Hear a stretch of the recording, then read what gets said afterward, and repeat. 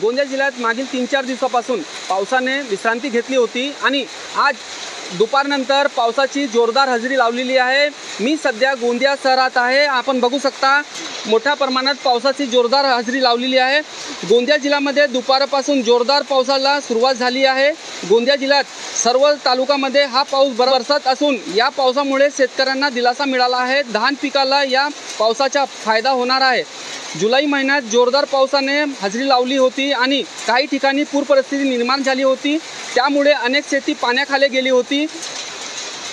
आता या पावसामुळे नागरिकांना उकाड्यापासून दिलासा मिळणार आहे, तर शेतकऱ्यांचे रोणीला वेग येणार आहे।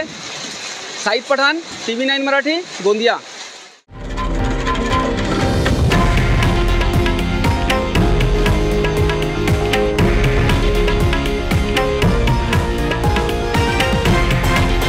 हे आहे देशातील नंबर 1 न्यूज नेटवर्क आणि आपण पाहत आहात TV9 मराठी, एकमेव।